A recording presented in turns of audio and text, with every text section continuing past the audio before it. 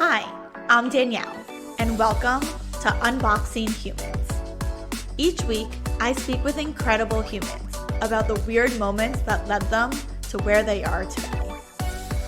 Dr. Natascha F. Saunders is an associate director, career coach, and academic advisor at Harvard Kennedy School and a member of the board of first-year advisors at Harvard College. Natascha completed the Harvard Administrative Fellowship Program while holding a faculty appointment at Northeastern University. Natascha is also a certified career coach, facilitator, speaker, panel moderator, and consultant, who is underpinned by sound coaching principles and well-validated techniques.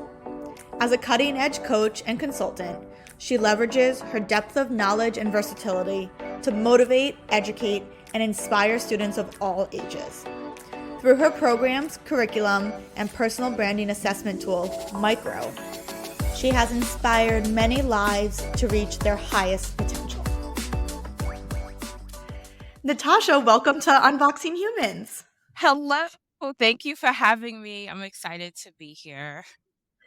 I am so excited to chat with you. When we first met, your energy was so infectious, and I immediately was like, I need to get Natascha on Unboxing Humans. You had these great insights and this great energy. I was like, she needs to come on the podcast. So I'm so excited. So much. What originally sparked your interest in leadership and career development? Ooh, that's a good question. The moment that I can think of that at least resonates with me the most, this was a decade ago, but I was working in retail at the mall, and I was the assistant human resources manager. And so people would come in and fill out their application, and I would do their interviews. And I just started feeling a certain type of way about the people that I could not hire. And I didn't like that feeling, and I didn't like letting people leave my environment and I couldn't help them. And I started paying attention to that. It was like, okay, when I could hire someone, I'm great. But when I literally know this person needs a job and I cannot hire them for a variety of reasons, maybe they didn't have strong references, they didn't present themselves professionally during the interview, they didn't have any stories to share. A lot of reasons during the actual interviewing process. And so it's like, this candidate is a bit stronger. I wanted to do something about it. And so, no, you cannot do this. But then the people that I could not hire, I offered to meet them during my off work time.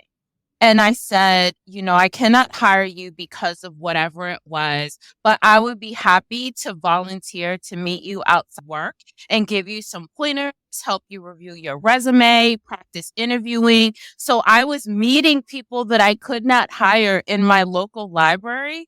And then the librarian was like, Natascha, what are you doing? Because I was actually in grad school at the time. So I was having people come to my university's library that didn't even go to school there. She's like, listen, you people showing up, asking for you. What are you doing? And so I told her, I was like, I can't hire them and I feel terrible and I don't know what to do. And she was like, okay, all right. She said, there is a discipline for this called career development. Let me walk you over to a few books. And that was my introduction to career development. That really spun off into career development, into networking, to end up teaching a leadership course. And it just kind of blossomed. And so that's how really it just got started. That is such an incredible story. And I have so many questions off of it. First, why couldn't you do that today?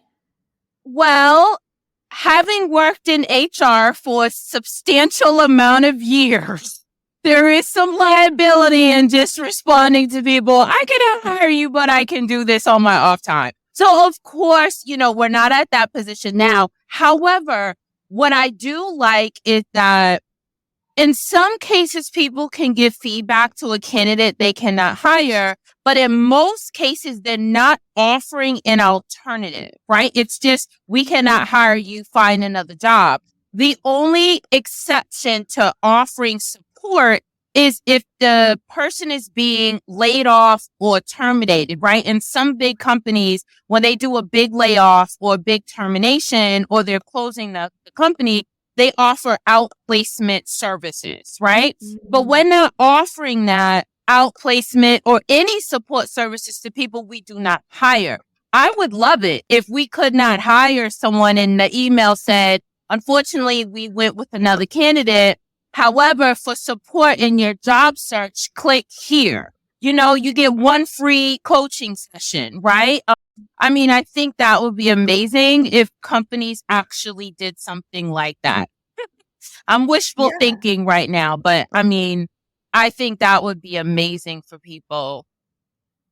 I mean, I could also see it increasing their pipeline in the future, because unless a candidate really, really cares about a company, which tends to be the bigger, that's my dream job companies. Right. Once you get rejected, you don't really want to apply again in the future. Yeah, and it's difficult. Yeah, it is. You feel a certain type of way, but if they had click here for one free coaching session, how cool would that be? Or even like an e-learning platform, right? Like a lot of companies that are in private sector consulting, they have all these resources on their website, how to interview with us, what a case interview looks like. So imagine if all companies had a free complimentary e-learning platform, even with LinkedIn. But anyone we cannot hire, you get access to an e-learning platform on the job search process through LinkedIn, for example. I just think it would be full cycle hiring. It would be amazing. I think you should start that. I think, here you are, a certified career coach. Good point. That would be so fantastic. What were you in grad school for at the time?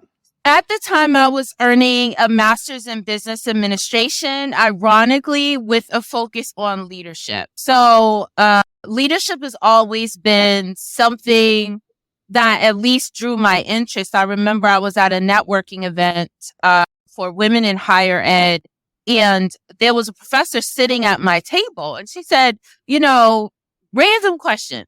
If you could teach any course and design your own course, what would it look like? And I'm like, design? And I said, well, it would have a little bit of career development, professional development, and then it would have a mix of leadership and maybe some communication mixed in.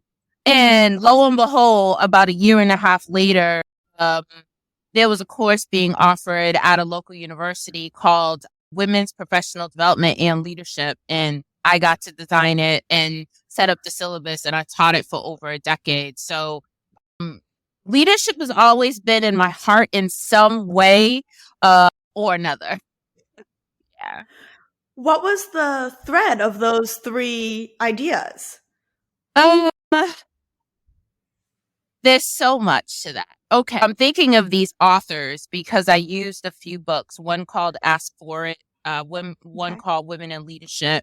And the thread was setting up the history and thinking of past of women in leadership and thinking of the present of women in leadership. What did we look like then? Where are we at now? Have we made strides? In what industry? What are some of the barriers that we face in the workforce and in entrepreneurship as well? And then with that, the barriers, tangible and intangible, which actually aligns with my doctoral research, we then think about, can we tackle some of those things? Right? Wherever the gaps is, the gap social capital, you don't know enough people. So then maybe one assignment is teaching the students to do informational interviewing. So if this is your goal in this sector, in this industry, then we need to set out to have some coffee chats with people and gather that information and build those communities. And so the thread was, let's look at the history back then. Let's look at it now. Let's think of the gaps where you want to be, putting in your own professional development. And then let's have some assignments that then align with hopefully getting you, access to what it is you want to do. But there was just so much. Even, we had weekly discussions on negotiation as well, communication, intangible things like updating your CV and LinkedIn and all those fun things as well. So it was a little hodgepodge, kind of a little mix of a lot of things. But 5 leadership, that was another thing.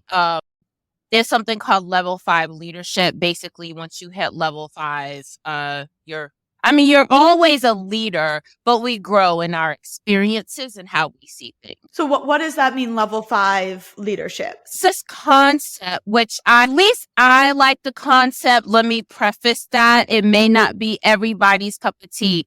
But level 1 is you're like a highly capable individual. So you're making contributions through talent, through skills. You have good habits. Level 2 is you are contributing, right? You are a team member. You contribute to the achievement of the group. Level 3, you're a very competent manager. So you organize people well. You have resources that are effective and efficient. Level 4, you're now an effective leader. So you catalyze commitment. You have a vigorous pursuit of a clear vision. You're really good at kind of defining your vision and having it compelling that other people would want to kind of take action. And then level 5, when you're on the top, you're kind of enduring greatness at that point, right? It's very humble, right? Like you're very humble in the work that you do as a level 5 leader, and you're constantly looking to really give of your heart to continue the work. So I think those concepts, they're not new. Other people talk about those, but I think for me, I like to think of how am I progressing? Where am I at in this particular season of my life, right? Because you can be an effective leader and not be in management and not have a big title, right? It's not even that. But everyone either trusts you, they come to you for your insight and for your opinion, and you're not the director, you're not the VP, but you have so many followers that influence you. And so just big picture, thinking about leadership in general. I love that definition of leadership you just gave, because I think too often, right, we say leaders are the people on top of the organization. Yeah. But leaders are also people who say, you know what, I'm going to give my time to help people like you did, make their resumes better and do some career coaching.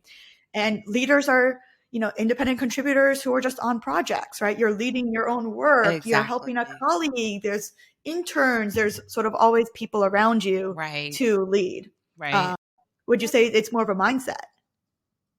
I would say yes. I think mindset is crucial. One of the, typically whenever someone hires me to do a workshop or a series of workshops or hires me to coach them, the first thing I prefer to do is have them craft a vision statement and getting clear on really their own personal vision for their own lives. And then we break it into categories. We break it into material things or physical things and then emotional things.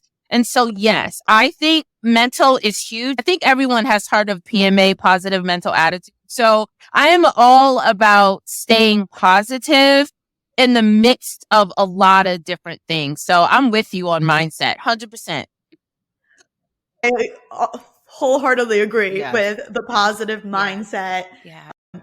And it was actually, I was reading some interesting blogs, and they were saying how manifesting is actually priming. And I really love that, because priming in social science is real science. When we want to see how people's brains work, we show them the color blue, and suddenly everything around them, they spot blue, right? We prime them with a word. People have been primed with fashion magazines and then taken a math test, and they do worse because they were primed with something non-intellectual versus something more intellectual. And they do better after they read like a newspaper and then they take a math test. So it's really, really interesting. And to me, positive thinking was just priming our minds. We're saying, okay, I'm looking for all of the good in this situation. And then when I go out in the world, suddenly I see more good. Yeah. And I think that if you have a positive mental attitude, you'll find the lesson in it. Last fall, I got really sick last year, and I'm like, I really have been sick. And I'm like, by last summer, I had double pneumonia in both of my lungs. And then I was having this really bad, kind of like feeling like my brain was being electrocuted from the inside. So in hospitals, I'm like, what is going on? And so they said it was something called trigeminal neuralgia. Now, I've never heard of what this is, but apparently there's a nerve right by your ear that shoots into three like this. So it'll go up to your brain, down to your nose, and in your jaw. And it's connected to something else called TMJ. And basically people's jaws may lock open or lock closed. And I was down. I couldn't talk. I couldn't chew. I felt like it was the end of the world. And they call it the suicide diagnosis because people who get it are just out of here. Like, it's bad. And so during that process, when you think about the mindset, I was doing, at first it was like, oh my God, this is horrible. I've been paid. What do I do? And then about a few weeks in, I'm like, okay, this is not going away. I can't work. I can't speak. I can't chew. What can I do until we could figure out what is going on? And I pray a lot, but in prayer, I'm meditating. And my level of being able to meditate, my supervisor, she kids me because she's like, you can meditate longer than anybody I know, including myself. I'm now at 1 hour. I could literally put my brain into a trance that you have to tap me for me to come out of it. Okay. That is the level that I had to really put my brain in order to handle that level of pain. And so that positive mental thinking, the ability to pause and meditate is crucial. It's crucial to pain. It's crucial to trauma. It's crucial to even when things go well, we should pause and reflect on what is going well and why. What are we doing? Because we want to keep doing whatever that is. So I'm on board with you when it comes to PMA, when it comes to prayer, when it comes to meditation, because I know that helped me kind of make it through like the darkest of times. Wow, I am so sorry. And I'm so glad that you're doing so much better now. Absolutely. Yeah. I just encourage anyone. Like you said, it's a science. It's more than just saying I have a positive mental attitude. You really got to try to live it and actually need to try to do it because our life goes up and down, right? We're good now, but we don't know a year from now there could be a tragedy. So if we're training ourselves now, then we'll be equipped, if and when. So yeah, great learning experience. And that's so true. And that honestly happens if we bring it back to careers. Yes. All the time, unfortunately. We can feel on top of the world, but then suddenly something happens with the company we're working for. Yeah. And we have to learn. Yeah. I've had a few clients that have faced multiple layoffs. And one gentleman, he had lost his job and his wife was in a car accident and was now paralyzed. So people are going through their lives. So I joke and say, oh, I'm a career coach. But those of us that coach know it's so much deeper than that. People have health challenges. They need medical insurance. They need to get that bonus. I mean, there's a lot. One person I was coaching this week, she said her boss is calling and emailing her 4 or 5 o'clock in the morning on a Sunday. I mean, all hours of the night on a Saturday. How do you balance that? Because not everybody has work-life balance. People are working 60, 70, 80 hours a week. And so we're really thinking about what that looks like for her and how to manage up through her boss, and see what changes she can implement from a process improvement standpoint before she thinks about exiting. Because a lot of times people just, oh, I'm out of here. I'm leaving this job. I'm like, wait, hold on.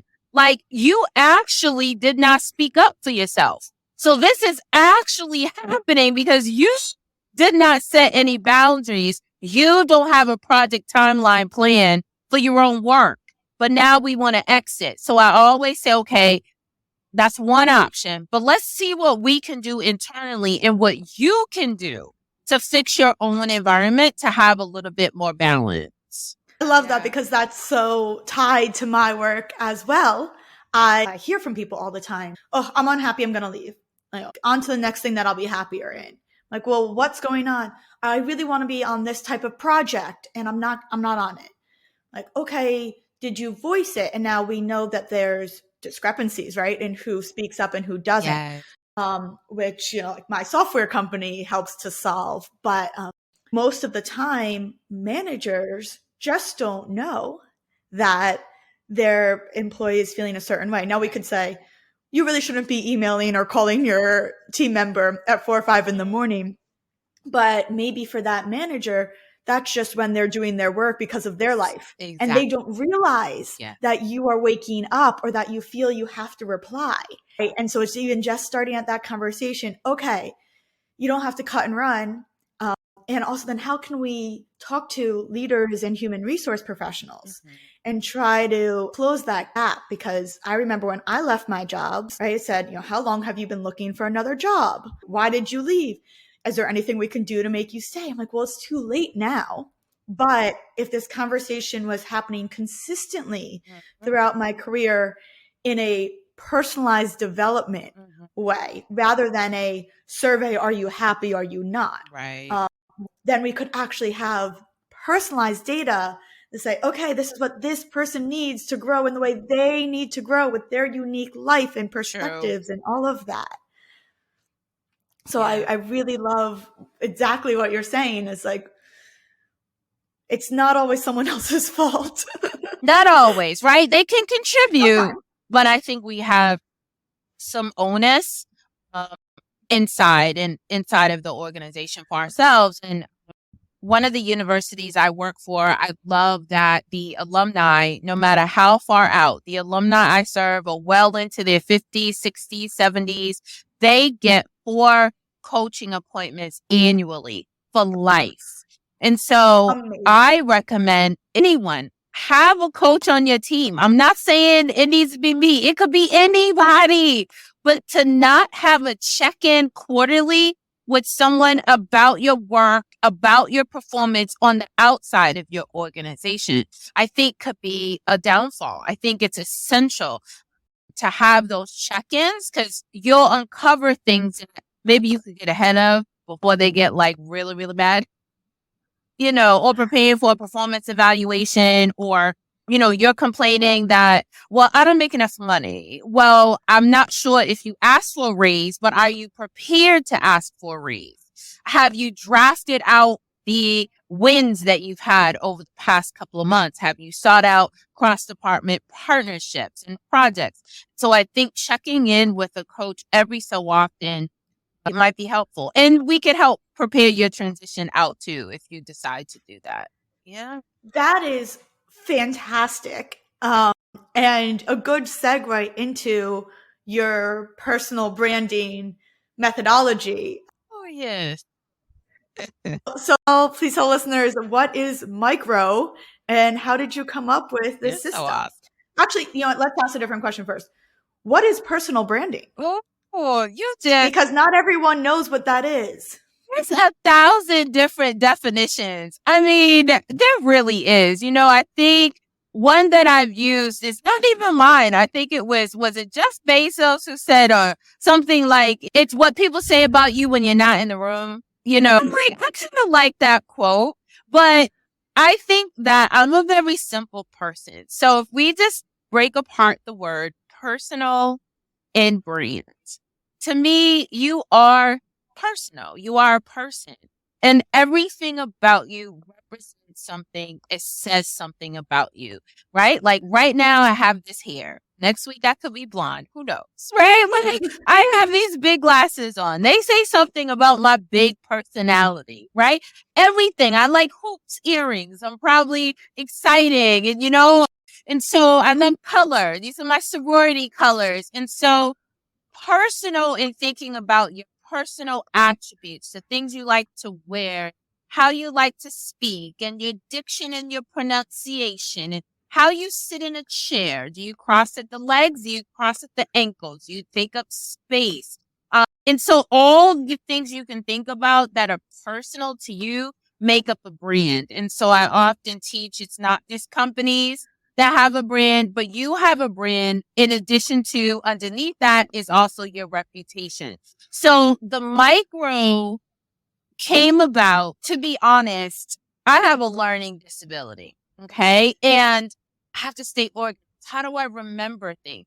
So I started using acronyms to remember things when I'm speaking. So if I need to do a talk on something and I don't want to always read, I'll think of the content that I want to share. And then I'll create an acronym, a letter, a word, and every letter in the word stands for something. And it will jog my memory to be like, oh, the word is Natascha. The N stands for this. The A stands for that. The T stands for this. And then it would help me remember my talk. So when I started teaching career development, started thinking about branding, and prior to me coaching, I was in fashion and retail. So I worked at Neiman, Saks Avenue, Candy Ford Modeling Agency. And so I knew image was also very important, but now I'm doing resumes and cover letters, and now I'm helping people online. So all of that came into a formula called M.I.C.R.O. So the M stands for material. So if you have a resume, anything written, biography, a cover letter, the I stands for image, which we talked about. What colors make you feel joyful? Are you a pants person or a skirt person or a Nike's person or Louis Vuitton type of person? The C stands for communication, verbally and also in writing, your email signature, how you communicate one-on-one or in big crowds. And for the micro stands for reputation. How are you managing and monitoring your reputation? How do you stay abreast of what people say about you and what people think about you? I always recommend that you try to send an annual anonymous survey out asking people what they really think about you, and do it anonymous so people can be honest, because otherwise they're really not honest. They don't want to hurt your feelings. And then the O is your online presence. So whether that's LinkedIn, you have your own website, you're using Instagram, TikTok, but what are you doing when it comes to your online presence? So that's what M.I.C.R.O stands for: material, image, communication, reputation, and your online presence. And all those things make up your personal brand. What I love about this methodology is it seems to me that it's less about strategically curating and more about taking all of the things that make you unique and special and wonderful and owning it and saying, this is who I am. I'll say for me, I am a jeans and sneakers person. Yeah. Like straight up, I'm a jeans and sneakers person. And I love, love, love. I have these t-shirts that say positive things. That's or, your or, like, trademark. or fun sayings. So, the other night I was in my tank that says, I'd give up carbs, but I'm not a quitter. I did. I have one that says, be nice. I have one that says, make it happen. I have serious businesswoman. I love, love, love these shirts because they're just t-shirts, but I put them on and I'm like, okay, I'm in a serious businesswoman mood today. Like I'm putting on my serious businesswoman t-shirt, but I don't, as you can see here, I don't usually wear them when I am presenting myself professionally because and I think this happens to a lot of people, I say, well, I have to dress as someone would expect for me to present, which I think is both good and bad, right? I'm curious your thoughts on it. Mm-hmm. Yeah. I'm curious your thoughts on that, dressing for the role that you're going into and dressing appropriately while keeping you. That is a tough one. I don't think it's easy. And there's so much to that. So I think first is coming to grips first with the style that you feel most comfortable, recognizing that you're going to have multiple styles in multiple settings. So you may have a casual style that you like. You may have what's considered professional style that you like. You might wear this when you're in this type of environment speaking to kids. And you might wear this when you're in a corporate setting. And all of it is okay. What I want to happen though is that there's something unique about your style that is consistent and you don't ever feel uncomfortable. Because if you feel uncomfortable in an outfit, you're not going to perform at your highest level.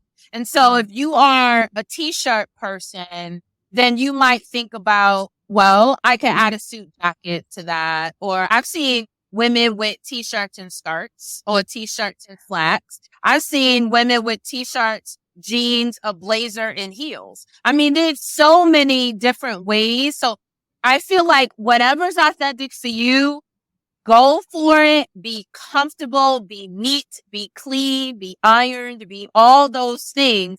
But first, take some time to think about what works for you.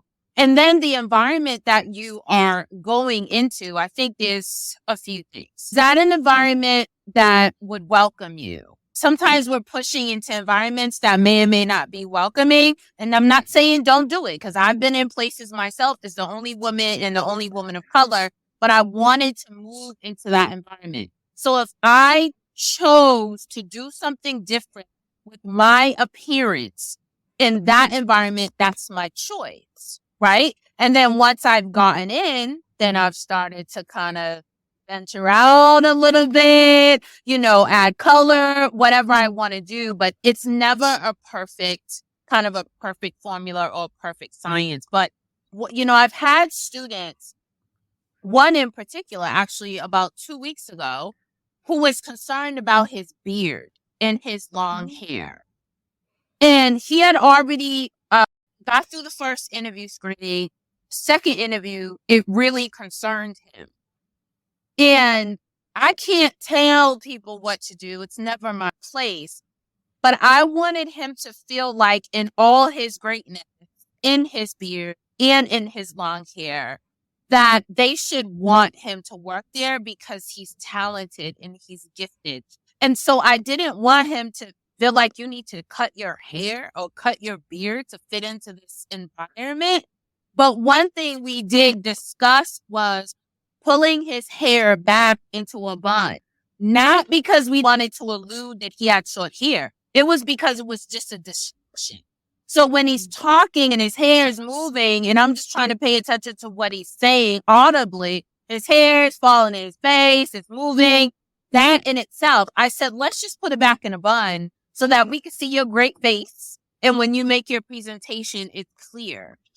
But there are people, I've had a friend years ago who his, what they call locks. He had locks in his hair. And he did cut his hair and ended up getting a promotion. Now, he was skilled, but there are conversations not just about women, but about men and their beards, hair length, and is that appropriate? In my view, I'm like, listen, we're in 2023 right now. People need to just be their authentic selves and go in and do the job. That's just how I feel. And if they're not okay with that, then I would be questioning that organization before I would be questioning your appearance. Right? Come on. See people for who they are, not what they are. Right. And I think one quick thing too, though, the flip side to that is ensuring that your image or your wear, your clothing is not disrespectful to the environment to which you are going to be moving in. Now, that's a different cultural nuance because I'm a Christian, but I often get invited into mosques to do my workshops. So I am cognizant of their culture, what's appropriate on wear for women, because I'm choosing to enter that space and to accept that invitation. I want to ensure that I'm in line. The same with, there's another religion called Seventh-day Adventist, and they do not wear pants. Do not wear pants. So I'm asking, is it okay for me to wear pants in this environment? So when it comes to a cultural infusing, you're entering someone else's cultural space, I think we do need to be respectful and ask what is appropriate before we kind of enter that environment.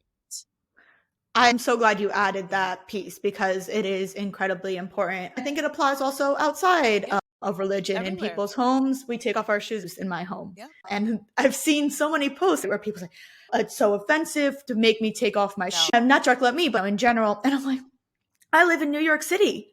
My whole Yeah. life, we took off our shoes because New York City's freaking Yeah. gross. Yeah. Like, I don't want everything in New York City Yeah. tracked And all you the way don't. through my And apartment. even if there was no reason, even just because you wanted it to be so, we're within our right. But you then decide if you want it into this space. But I think those things are important.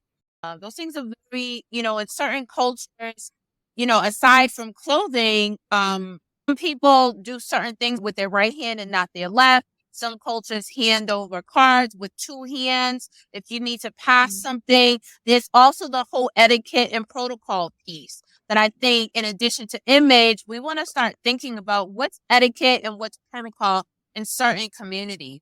I think it's a big stretch to look into that and ask questions. Absolutely. And it is interesting that you phrase it that way, as a learning. It's not about losing ourselves necessarily. It's about learning about others. And in the workplace too, workplaces often have dress codes. And that is the culture of that workplace. Right. And they expect everyone to dress in accordance with the dress code out of respect for the business being done in that office.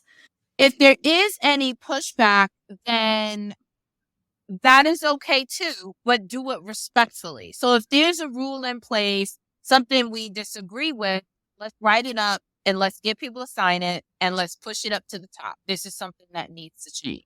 But I think overall, so image can be real. That part of branding can be something else. Yes. Well, because of course we do know that there's often rules that unfairly target women, especially in women's bodies. And so we need to make sure that whatever rules we put in place are just and fair. Exactly. I do also want to talk briefly, because time is flying by. I'm looking, I'm like, oh my gosh, about your new book. So you wrote a book. I'm an author too. What inspired your book? You just know all the research. Saying this is my research book. And it's interesting because I finished my doctoral work. I did my dissertation on there's something called busing, the busing era, basically busing students of color out to the suburbs to go to school. And then I wanted to look at the career outcomes of those of us who went through that busing program and what were some of the influences of our career decision. And so in thinking of career decision making, some things matter. Proximity to housing, proximity to transportation. Did you have a mentor? Did something in the environment, such as COVID and the Me Too movement or the Black Lives Matter movement, has that influenced the type of career, or climate change? And now you want to add climate and policy to your career. So there's so many different quadrants that I look at that have influenced people's careers. And so someone said to me, Tasha, just publish it in a book. I was like, this is academic work. Like, you can go online and pull it. And the person said, actually, we can't. We're not in school. We don't have access to this wherever you upload this dissertation. And on top of that, I don't know. You're the first person I ever met with a doctorate. I just want to hold the book and share it. And I was like, oh my gosh, I was so overwhelmed. And I'm like, for that reason, I'm going to go ahead and publish it as a book. So I'm really excited about it. It's on Amazon.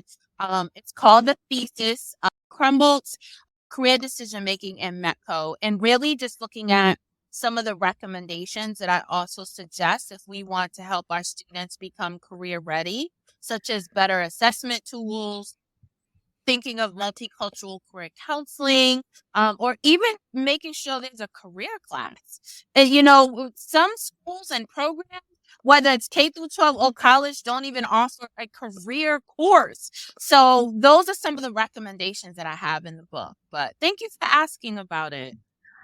I love that story, because I think so often we don't publish what we know because we have the curse of knowledge, right? We're like, well, I did this research and I know about it and people can find it. And so why would I publish it? And that's part of why I wrote my book as well. I started talking to people and they didn't know this research. I said, but it right there, like, what do you mean you don't know it? Well, aren't we all in the same universe together?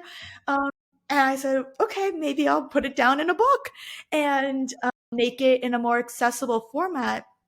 because most people I think in terms of, oh, let me buy a book, not, oh, let me read a research paper. Yes. Unless you're me or you who love the research, and I could sit there for hours in these, abstracts and research articles.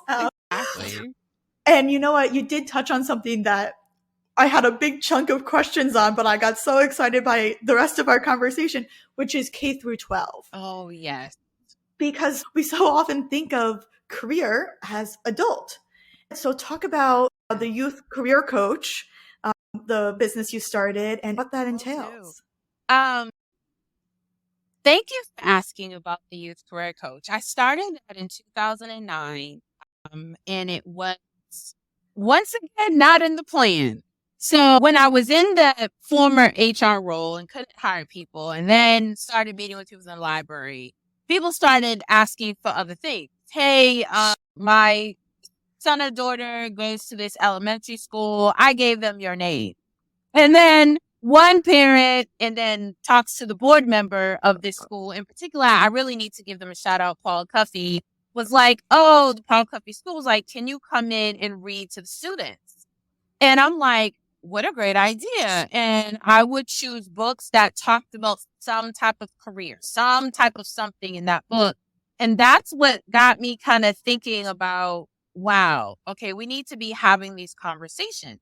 And earlier, because even middle school students, oh my, the middle school students, I mean, you would think they're like little grown people. They are just so many of them are already starting their own businesses. And so helping parents, guardians, and educators think about what are their students reading? What are their interests and hobbies? Because it might lead to something. Let's pay attention to that. If they're in the dirt, do they like soil? Are they earthing because they care about the environment? Or, I mean, there's so many things. I've had a student who loved drawing, ended up in design. Another student who loved writing and food. But his parents did not want this student to go to culinary school, which I digress because I love culinary, but that wasn't what they wanted to pay for. So how do we think about combining also what parents want and what the student wants? The student wanted culinary. The parents said, you're going to write. This is what you're going to do.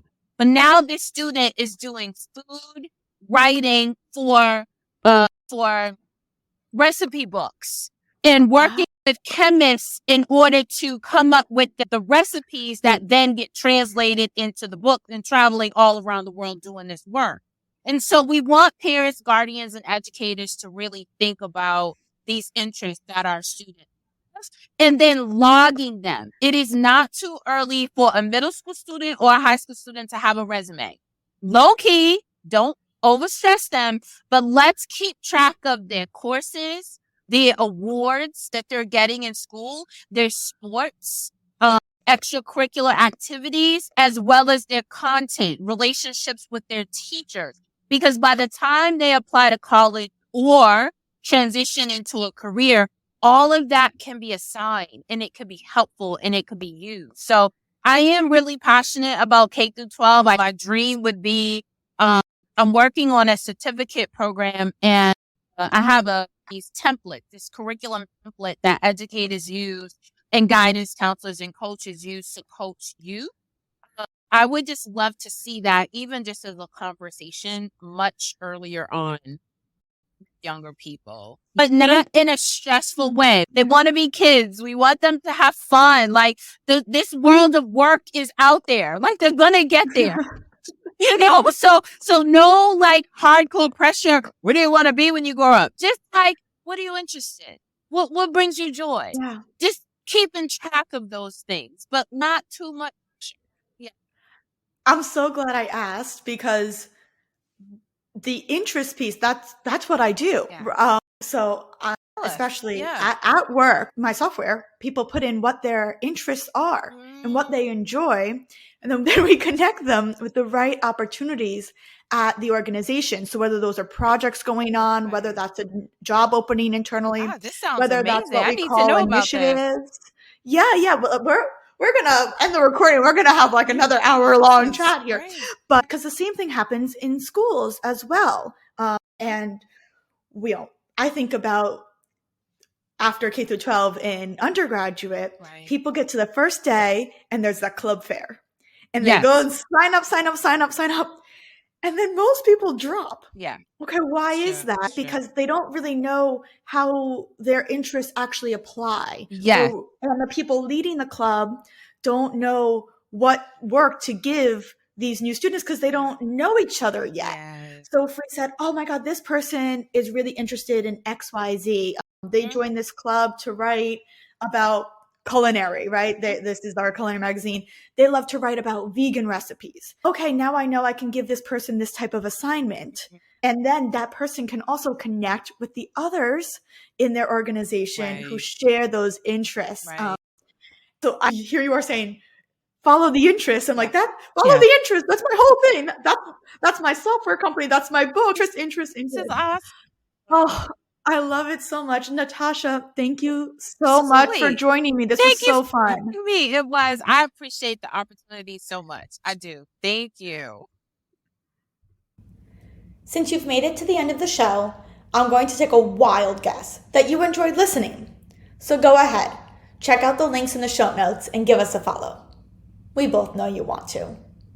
Unboxing Humans is hosted by me, Danielle Boris. To learn more about my work, go to danielleboris.com and don't forget to grab your copy of my new book, The Energy of Weirdos. See you next week and have a fantastic rest of your day.